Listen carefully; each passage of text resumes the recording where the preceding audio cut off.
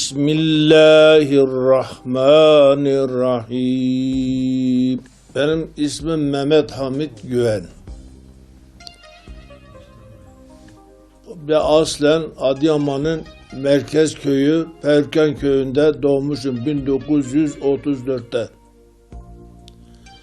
Kıtlık senesinde peder orada çok zor durumdalardı. Ekmek yoktu, aş yoktu. Millet perişandı. Bizi aldı, Malatya'ya getirdi. 8 günde Malatya'ya gelebildik. 8 günde geldik. Burada Kemerkürpü köyü Tortulumun mezrasına gittik, orada yerleştik. Orada biz fakirdik, açtık, susuzduk. Hiçbir işimiz yoktu, perişan olmuştuk. Orada o şekilde elin reçberliğini, işçiliğini yaparak geldik. Büyümeye başladık. Okul yok. Bir Kur'an öğrendik. Jandarmalar her gün köyleri bastıydı. Kim Kur'an okuysa disiplin altına alıyorlardı. İşkence yapıyorlardı. Evleri arıyorlardı. Ta ki kimse Allah demesin. O çevremizde de herkes dinden uzaktı, cami yoktu. Namaz kılan yoktu. Safahata dalmışlardı. Ağalar da bol bol içki içiyordu. Fahişe getirip bahçelerde oynattırıyorlardı. Biz de onları seyrediyorduk. O günleri Allah toplumun başına vermesin. Madem sordunuz, o vaziyetle geldik biz buraya. Sonra ben ne yapayım, ne diyeyim? Bu sigara tabak, sigara tütün paketleri var ya, o kağıtları toplardım, inene diker defter yapardım, söğüt dallarında yakıp kömür yapar, kalem yapardım, onunla okul yazı yaramaya çalışırdım. Bunu ben hiç unutmuyorum.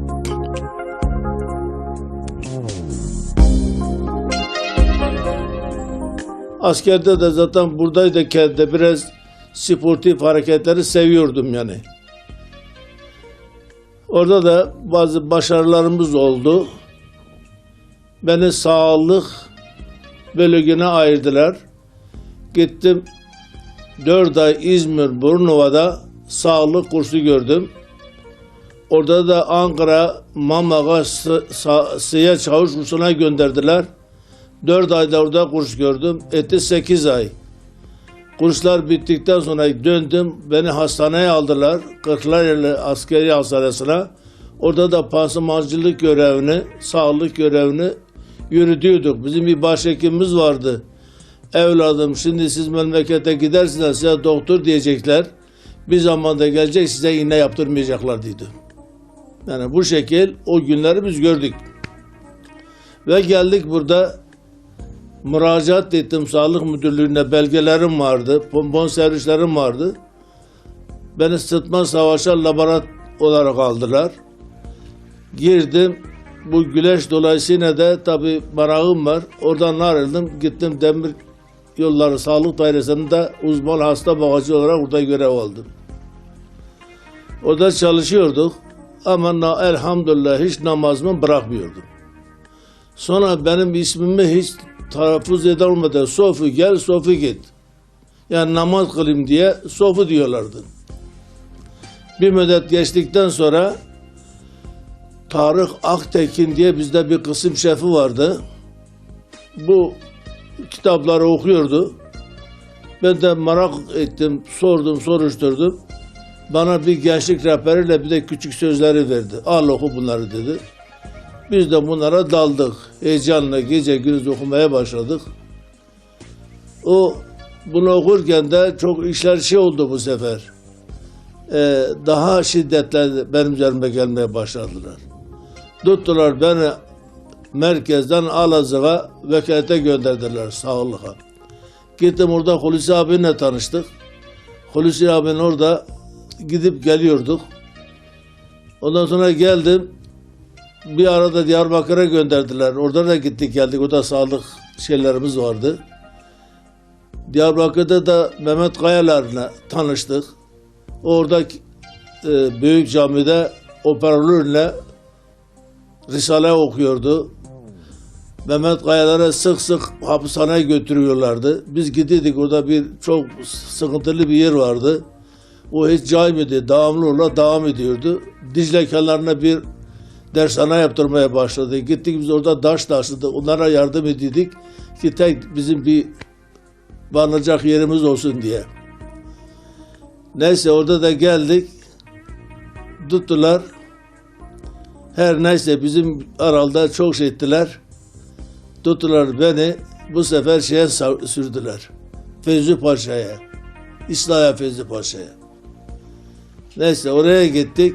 İskenderun Fevzi Paşa'da 6 sene kaldım. Orada sağlık memur görevliliğini yapıyorum. Her neyse görevlerimiz giderken orada gençleri topluyordum başıma. Şey yapıyordum. Sen söyle. İşte Risale derslerini ders yapıyordu. Bunlar devam etti ipi. Orada da baktılar ki olmuyor. Aldılar İskenderun'a verdiler. İskenderun'a gittik ama çok gençler yetişti. Niyazi Tüncer, Ahmet Tüncer, Ökeş Demirel bunlar yetiştiler. Üniversitelerini bitirdiler. Birisi gitti liman müdürü oldu. Birisi gitti gümrük müdürü oldu. Birisi gitti bilmem. Her biri bir göreve gittiler. Çok yetiştiler orada. Dediler ki biz bununla baş edemeyiz. Tuttular bu sefer beni Gülcihan plajına gönderdiler. Nedir benim suçum? İşte orada kimse sağlık işlerini bakacağız. Enjeksiyonlarını, pansumanları yapacağız. Gittim oraya.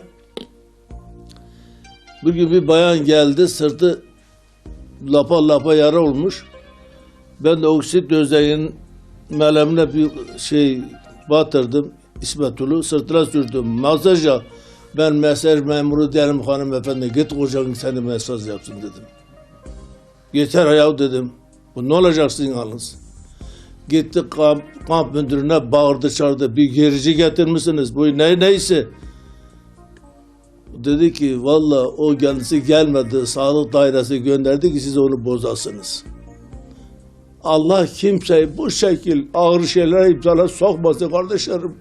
Hazreti Yusuf dahi demiş ki ya Rabbim beni nefsimle baş başa bırak. Şimdi bakın buralarda da geçene kadar ben ne çektim biliyor musun?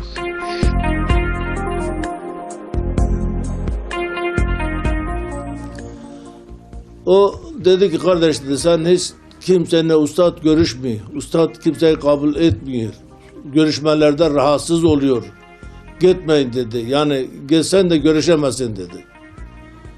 Sonra benim elimde kurtaramadı dedi. O zaman git Ankara'ya git Sait Özdemir'i gör. Sait Özdemir sana yolu gösterir. Ben burada kalktım Ankara'ya gittim 1958 bu dediğim tarih. Gittim Ankara'ya Sait abinin yanına gittim. Dedi ki ustad kimseyle görüşmüyor dedi. Hele biz yoluna bakak dedi. Onlar da kitap basıyorlar, tekstil yapıyorlar, bilmem matbaaya gider.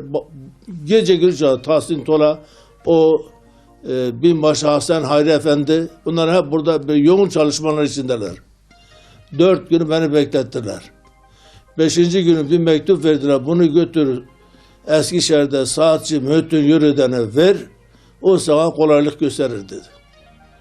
Mektubu Sait Özdemir'de aldım. Eskişehir'e gittim. Köprü başında Mühittin Yürüden'in dükkanına gittim. Kendisi yoktur. Bir çırağı var. Mektubu oraya bıraktım. Treni kaçırmayayım diye İsparta'ya gittim. İsparta'ya gittim. Nuri Benli abi vardı İsparta'da. Husrev Altınbaşak abimiz vardı. Bunlar bizi orada misafir ettiler. Ustad kıra gitmiş. Nerede olduğunu bilmiyoruz dedi. Gelirse seni görüştürürüz. 4 gün orada bekledim. 5. gün dediler ki ustad Afyon'da. Ben orada atladım Afyon'a geldim. Asiye Mülazımoğlu Hacı Aşıklar Sokağı'nda. Kale dibinde. Oraya geldim. Dedi evladım dedi. Ustad buradaydı ama Emirdağ'ına gitti. Şimdi orada geceydi zaten. O gece yattım sabahleyin kalktım. Asiye anne bana bir kavanozu içinde 1 kilo kadar bal koydu. Ağzını kapattı. Ustad bizim balımızı kabul eder dedi. Bunu bizim hediyemizi ustada ver dedi. Bizim işimizi söyler. Ben Emirdağ'a gittim. Çalışkanlar vardı. Tüccarlık yapıyorlardı o zaman. Dediler ustad burada yok. Eskişehir'e gitti. Kardeş artık öyle oldum ki bitecek hala geldim yani. Orada da posta arabasıyla beni Eskişehir'e gönderdiler. Eskişehir'e gittim. Akşam namazı okunuyordu. Çarşı camiye gittim. Namaz kıldım. Çıktım nereye gideceğim? Sicim kimde yağmur yağıyor. Adres yok. Yer yok. Şimdi kimin ne telefon var, ne dershaneler var, ne barınacak yer var. Hiçbir şey yok. Nereye gideceğim? Başımı aldım gittim bir otele. İstanbul Oteli yazılı ismi. Oraya gittim. Çok efendi bir arkadaş vardı orada oturuyordu. Vay tabakçıymış o zaman. Sonra öğrendi bu mesele. Ve o bir yer verdi. Gittim odaya. Baktım bir tane de bir adam, benden yaşlı, güçlü, kuvvetli bir adam burada geziyor. Hapishanede volta vurur gibi o salona gidip geliyor. Kürtçe bana sordu. Sen dedi nerede geliyor? Nerede geldin? Ben Malatya'da geliyorum dedim. Sen nerede gelirsin dedim. Dedi ben Ankara'da. Ankara'da dedim Kürtçe biliyorlar mı? Dedi ben Haymanarlıyım. Bunlar Kürt dedi. Neyse orada konuşarak dedi ki ben ustadı görmeye geldim. Ustad nerede ki? Bu otel sahibinin evinde dedi. Böyle isabet Cenab-ı Allah tevafuk etti. Sabah olmadı benim için. Şimdi bir balkona götürdü. Arka bahçeye baktı. Ustadın tahsisi orada. 2001 numara hala hatırımda. Şimdi dedi bu şoförü gelir yine alır götürürse ben yine de ustadı göremeyeceğim. Halim ne olacak? Sabah namazını kıldım. Doğru saatçi Mötün oraya dükkanına gittim. Ben kendimi tanıttım. Dedim mübarek adam insan böyle vefasız mı olur? 10 gündür seni arıyor, seni bulamıyoruz dedi. Ben de doğrusunu sonra dedim. Böyle oldu dedim. Ben ne yapayım? Olmaz dedi. Halfası geldi. Dükkanı halfaya teslim etti. O da önüme düştü. Yalnız dedi benim ayaklarımı diz kapağımdan aşağıya bak. Benim gövdeme hiç bakma. Beni takip et. Böyle 10 metre beni gerimde gel dedi. Gittik Eskişehir Odun Pazarı diye bir semt var. Oraya gittik. Orada böyle bir köşe başında bir ev. Baktım orada polisler orada hilal gibi sarmışlar oraya. Hem sivil hem resmi polisler. Bak dedi bunlara çaktırma dedi. O bir merdivende yukarı çıktı, indi. Sen de git dedi o merdivende çık yukarı dedi orası. Abiler gelirse seni ustadla görüştürürler dedi. Ben de merdivende çıktım oraya gittim. O da oturdum bir de baktım bir şey geldi. Sen kimsin? Sen neye geldin? Polisleri görmedin mi? İlan et ki kabir sorusunu bana sordu. Ya dedim ben ustadı göreceğim dedi. Ustad kimse ne görüyor şimdi kalk git dedi. Yani sert yaptı bana. Dedim kardeşim bak ben sana nasıl anladım? Ben bugün 15 gündür ustadın peşindeyim. Ustadı mutlaka görmem lazım.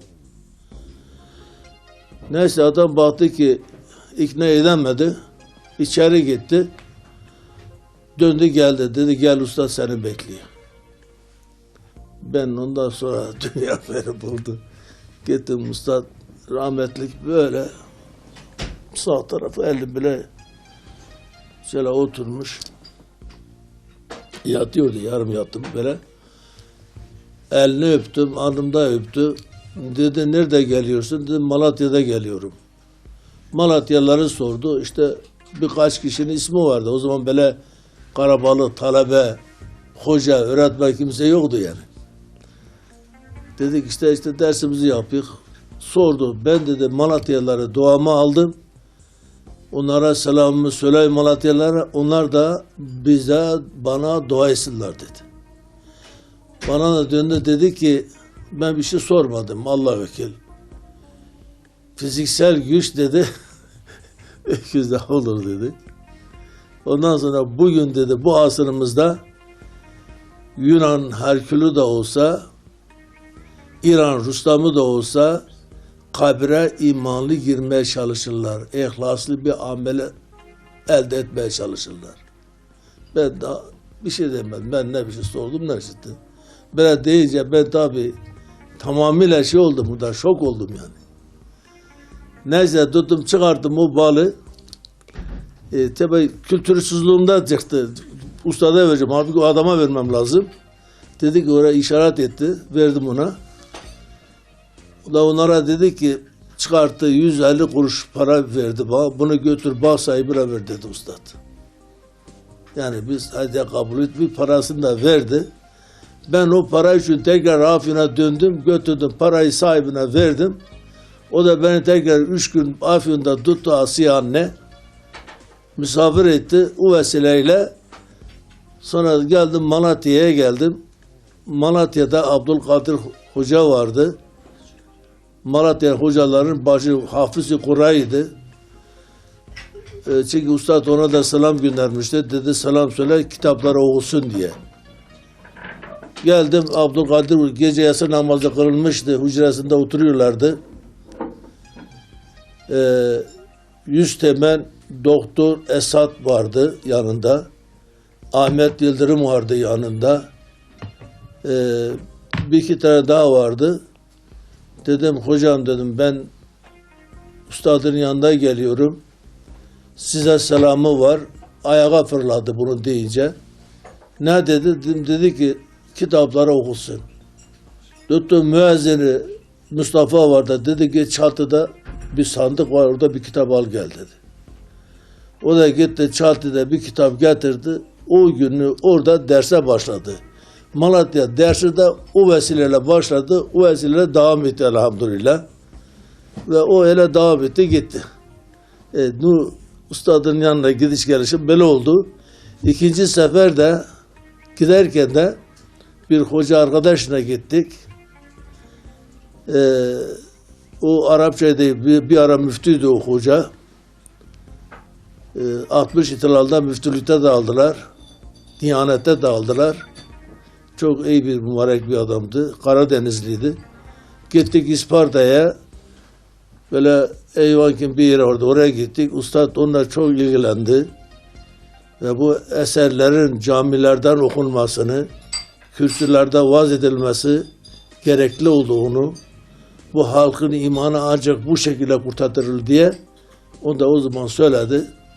Biz ona döndük, geldik. Benim ustadım 2 sefer gidişim de bu oldu. O da 59'du. Sonra geldik. İşte ustad vefatında da 4 kişi bir tahsil tuttuk. Urfa'ya gittik. Allah nasip etti. Cenazeye de kavuştuk. Namazımızı da kıldık. Ağlayak da geldi, döndük, geldik. İşte ondan sonra eserler okunuyor, başladı, gitti, geldi. Ne güzel. Çok şeyler de, çok fırtınalar da oldu. Çok şeyler, yelpazeler de oldu. Hepiniz de onu benden daha iyi biliyorsunuz. Allah safilere yardımcı olsun.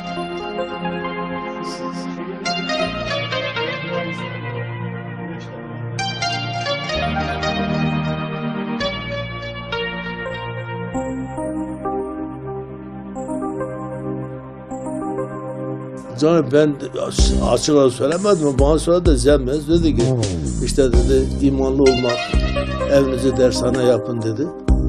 Onu söyledi bize. Ustadın yanına gidişim böyle oldu. Gelişim öyle oldu. Ondan sonrası da işte o sürgünlere tabi oldum. En sonunda Demirçelik'te itfaiye sorumlusuydum. Ve Allah vekil yani kimseye böyle şey etmedim. Sadece o zaman 3 tane imam tayin ettim buraya. Her vade bir imam. İşte bunlara ders verin, namaz kıldırın. Birkaç da esrarcı, dumancı vardı. Onları da orada uzaklaştırdım. Yerine birkaç Müslüman aldırdık. Peterleyip duruyor. Şimdi gözlerimde görün bir kitabımı okuyorum. Gözler şeker vurdu. Böbreklerimizi bozdu. Doktor koşuyoruz. Allah bizi ola ki daha çok perişan etmiyor. Sürmez.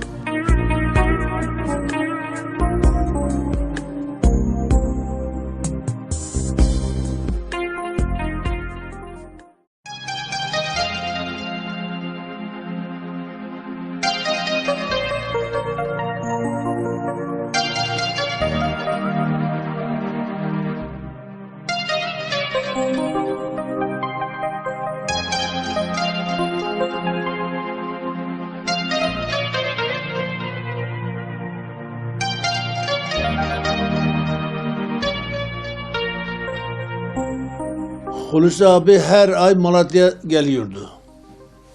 Hizmet bazında. Zaten yaşlıydı. Gelirdi. Oralılar var burada. Onların evine gelirdi. Şevki Akın Bey, emekli binbaşı, onun evine gelirdi. Bir de Karabağlılar, tüccarlardı. Onların evine gelirdi. O geldiğinde hep biz birbirimize duyuru yapardık. Giderdik Hulusi abi dinlerdik. Tahir Halfa diye bir uyumcu vardı. O Osmanlıcayı çok güzel okurdu. O okurdu, Hulusi abi şerh ederdi bize. Mesela Kur'an okuttururdu. O okutturduğu ayetlerin manasını okuttururdu. Birkaç tane hadis, Riyazi Salih'de, Buhari'de onu açıklardı. Sonra Risale'ye başladığımda da devam giderdi. Okurdu, böyle devam ederdi.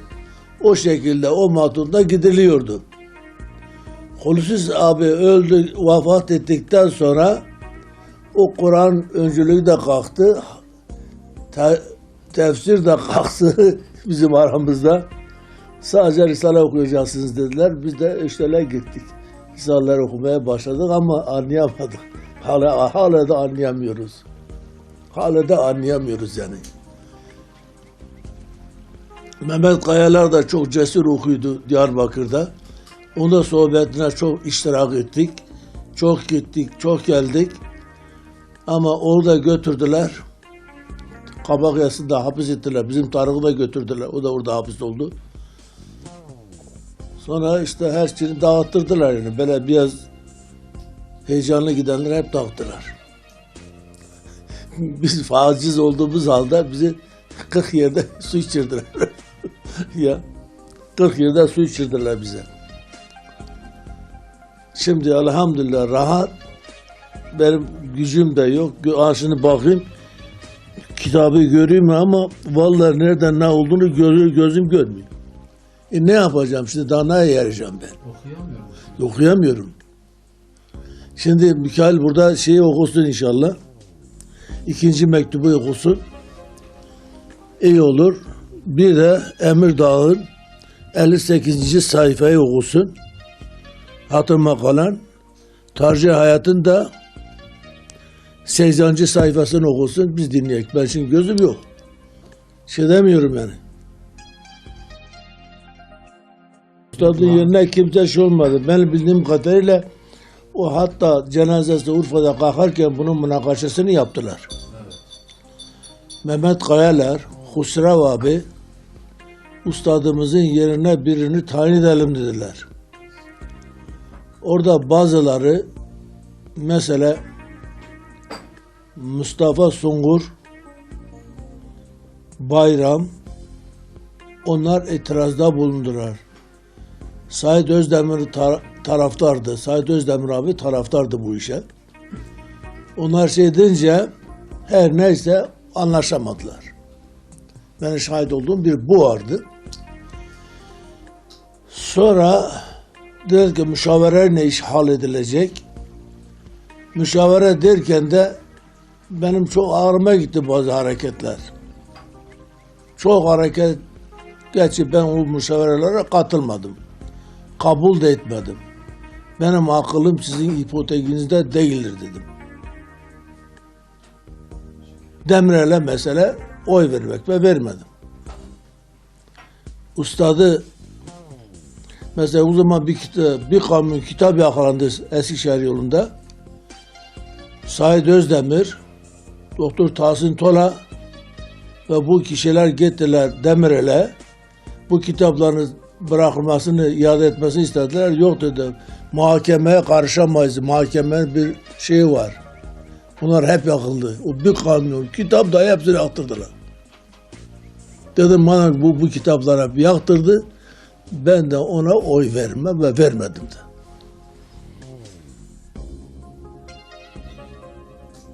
...20 sene de bu milleti onların peşine süründürdüler. Günahınız boynuma mesela bu da geçen Ankara'da hastayım. Bu her zaman gidip uğradığım bir yer vardı. Gittim Kızılay'a, Bayındırlık Sokak, 12'ye 15 daireye gittim. Her zaman orada Yüksel Yücel'in, o da açmıştı. Herkes ders yapıyordu. Bir ara milletvekiliydi de o adam. Gittim oraya. 10-15 kişi var. Hep kelli ferli, hep emekli. İşte üst bürokratlar. Tanıdıklarım da vardı, tanımadıklarım da vardı. Gittim, birisi kitap okuyor, dinledik. En sonunda dedi ki, bu fazilet partiler Müslüman değil. Hele Bülent Arınç hiç Müslüman değil dedi. Deyince benim sigortam battı. Dedim sen de hiç Müslüman değilsin. Sen bu kirli ağzınla bu kitapları da okuyamazsın dedim. Bunda 4 gün önce. Allah'tan korkmamışsın dedim. Sen dedim Hathane Müdürü Mehmet Bey değil misin? Evet dedi. Sen de Kuşarı değil misin? Evet ben o Kuşarı'yım dedim. Gazeteciler benim üstüme Kuşarı koymuşlardı. Evet ben o Kuşarı'yım dedim. Ben ama Kuşarı'ydım ama ben devletin malını hediye edip ve özel hataralara dedim, mal sevk ettirmedim.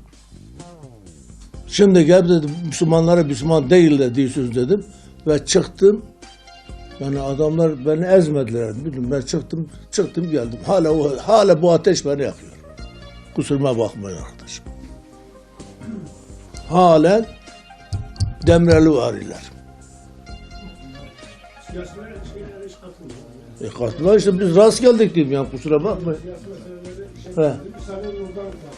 Risale-i Nur burada alın oku ki ben de dinleyeyim ha. Hala bu ateş var işte. Hatıralarından, Risale-i Nur'un, Üstad'ın şeylerinden, hatıralarından. İşte gel sağ sayfaları söyledim. Gel oku ben dinlemiştim. Biz gelin okuyun. O mektubatın 2. mektubatı oku. Emrindağ layıkasının 58. sayfaya başla. Hatımda kaldığı kadarıyla. Taci Hayat'ın 80. sayfaya baksa o diğerler de tabi çıkabiliyorsunuz. Bir de şey okuyun. 16. mektubu Zeylini okuyun. 6. yılı. O bu kadar ders de yetersiz. Sonra ustadın hayatını göz attık mı da çok genç yaşta gidiyor Mustafa Paşa'ya diyor ki Paşa diyor duydum ki sen namazı terk etmişsin, millete zulüm ediyorsun. O da ne kadar arada şey geçti hep belli. Münazaralar geçtiğini, tehditler aldığını hep belli. Biz şimdi çocuğumuza diyemiyoruz, niye namaz kılmışsın, niye imanlı gezmeye çalışmıyorsun, biz bunu diyemiyoruz. O gidip Paşa'ya söylüyor bunu efendim. Üçüncüsü, çağırıyorlar Büyük Millet Meclisi'ne. Hutbe-i irade ediyor, namaz kılmayan merduttur diyor. Öyle demiyor mu? Geçiyor her tarafta. O diyor ki, ya hocam biz seni çağırdık ki bize yardımcı olasın. Sen, evet diyor, siz namazsızlarla ben çalışamam diyor. Ve terk gidiyor mağaraya gidiyor. Van'da gidiyor da, o da inzivaya çekiliyor. Biz bunu yapabiliyor muyuz? Çocuklarımıza bunu dahi söyleyemiyoruz ya. O cesaret hangimizde vardır yok diyorlar. Allah şu söyleyin. De ki şu kardeşimizde o cesaret var. O metanet var. Erek Dağı'ndayken en çok Van'da kaldı. 25 sene kaldı Van'da. 25 sene. Sonra ne ettiler? Tuttular. Götürdüler Karadeniz'e. Karadeniz'de gemiye bindirdiler. Doğru İsparta'ya götürdüler. Nefrettiler, orada gözaltına aldılar. Yani o serbest gelsin oraya gitmedi. Her zaman göz altındaydı. Nereye gitse göz altındaydı. Hatta 1-2 gün bir yerde kalmasına müsaade etmiyorlardı. Şimdi biz hangimize o işkence yapıyorlar? Rıfat Özsoy vardı. Eskişehir'de hapishanede gardiyanmış. Bir ustad getirdiler. 7. koğuşa koydular. Savcı bize dedi ki camları kırın. Biz de camları kırdık ki soğuğun tesirinde ustad orada yani telef olsun, ölsün. Biz her zaman gidip bakıyorduk ki elleri kıblada dua diz üstü çünkü dua ediyor dedi. Ustad bu şeylerle zehirlendirler değil mi? Zehir verdiren savcıya dahi beddua etmedi. Onun çocuğu var dedi. Birisi görsün de desin ki ustad filan adamı beddua etmedi.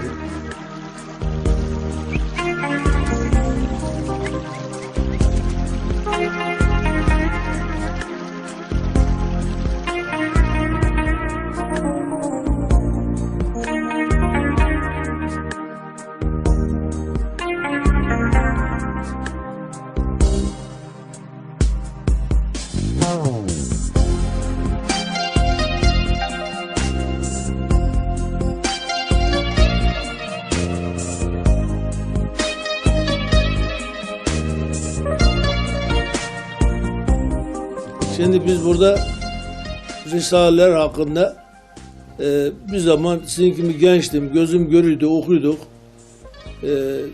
Bunları yaymaya çalışıyorduk. Evlerimizi açıyorduk, dost çağırıyorduk, oturuyorlardı, gidiyorlardı, geliyorlardı. Biz de bunu haz duyuyorduk. Başka bir şey bizi sevindirmiyordu. Hizmet sevindiriyordu. Hapse girsek de yine orada bu hizmetten dolayı yani pişman değildik. Allah'a çok şükürler olsun. Allah sizler de İslam yolunda, Kur'an yolunda muvaffakiyetler ihsan etsin. Allah cümlemizi nefsinin şerrinden, yaramazların belasında, iftirasından muhafaza etsin. Allah cümlenizin çağısını, çoluğunu, ailesini, gelinini Kur'an'a hadim kılsın. Ve bu iman eserleri okumaya nasip kılsın. Ve iftiradan, yalandan korusun. Bize sahabe ahlakıyla ahlaklandırsın. Lillahil Fatiha. O zaman bir rüya gördüm.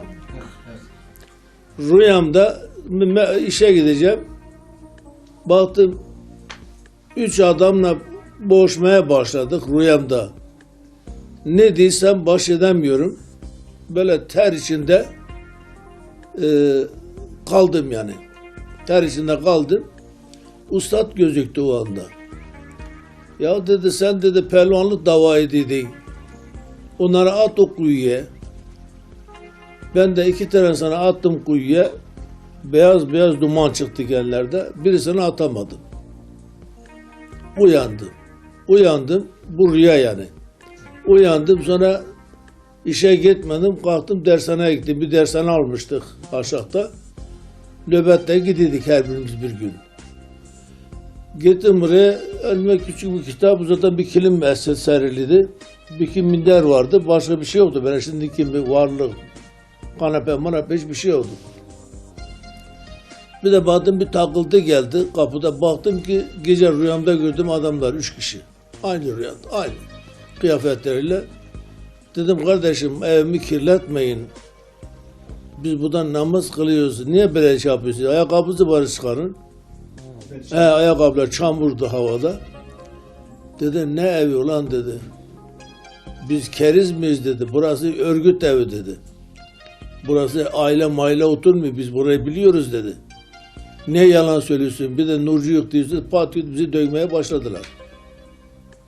Yani çıkıyorlar. Çok boğuştuysa da neyse yukarı çıktılar. Bir sandık kitabı indirdiler. Bütün külliyat var içinde. Benim sırtıma verdiler. Bir polisin birisi de orada kaldı. Biz geldik şu meydanda. Aklımda bir şey var ya o özel idarenin önünde. Başlattı. Oraya geldik. Baktım bizim Osman gidiyor orada. Rahmetlik oldu. Kürtçe dedim gitme. Orada polis bekliyor dedim. Sen ne dedin? Dedim ki ya bizim eve haber ver. Bizim hatun şeyde. Hatun sünde onda gelsin evi kapatsın. Ona dedi yine mi yalan söylüyorsun? Utanmışsın yine dövdüler. Şimdi örgüt evi dedim mi de Allah korusun nerede ne varsa hepsini toplayacaklar. Ben bunu biliyorum. Hepsini işkence altına alacaklar.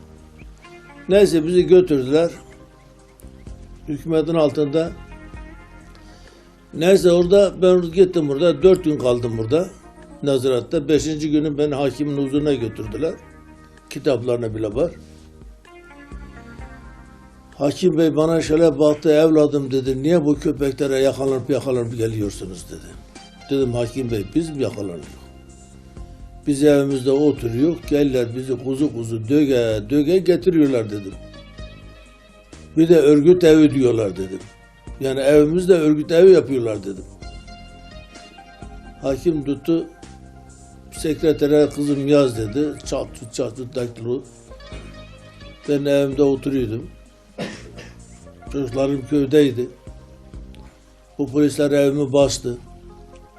Beni dövdüler. Evimi dağıttılar. Ayaklarım çamurla evi kirlettiler. Yani hatırına ne kadar şey gelse hepsini söyledi. Ben hiç söyleyemeyeceğim, düşüremeyeceğim şeyleri yazdırdılar. Ondan sonra benim suçum yoktur. Bana beraat ver, ben işime dönem. Tuttu tahliye ettirdi. Kitapları da Ehl-i Ukuf'a gönderdi. Müftülüğe gönderdi. Şey vardı, İsmail Hatip Arzan vardı bir müftü.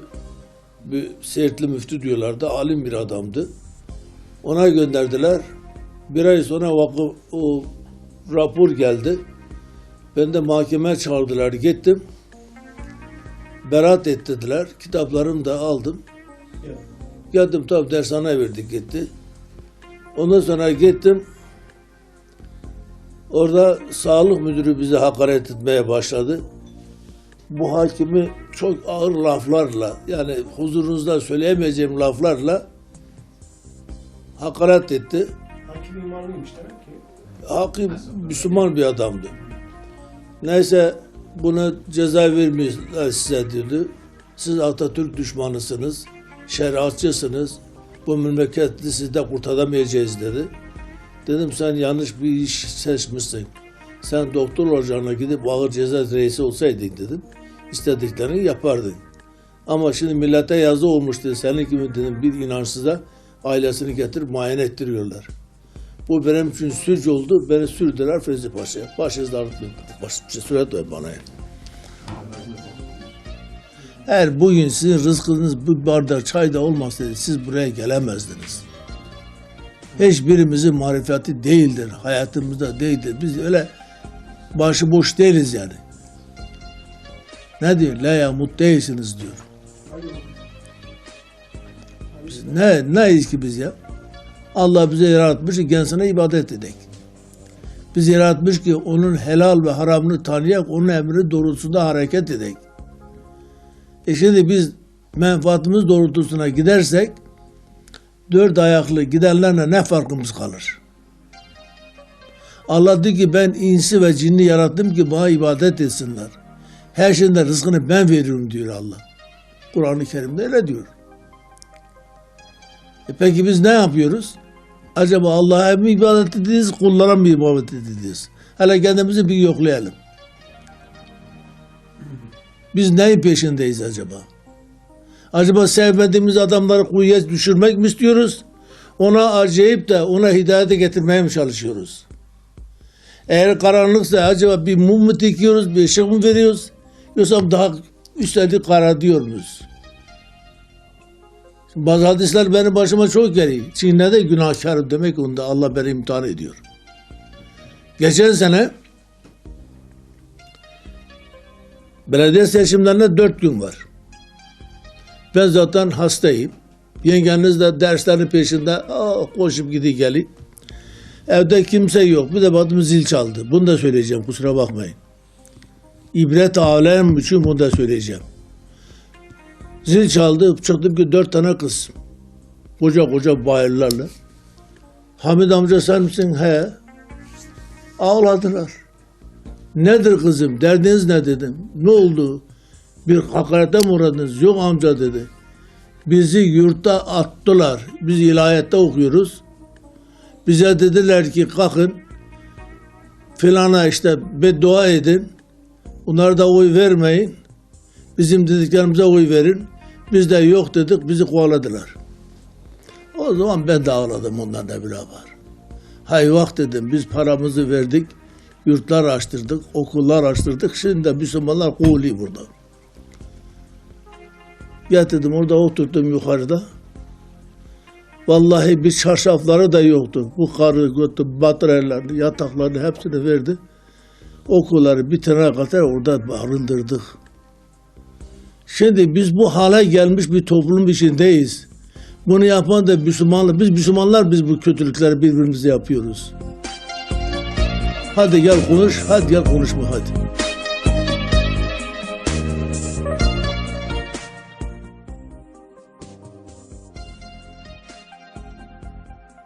Bunu yaşayan bir fakir olarak şimdi yine bu anda yukarıda 4 tane kız var orada. Yatıp kalkıyor.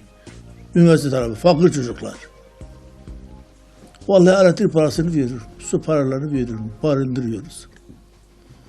Eğer biz böyle bir hizmet yapabilirsek Allah bize inşallah duamızı kabul eder. Etmezse vallahi biz hep desinlere gidersek o günah bize yeter. Ben başka bir şey diyemiyorum.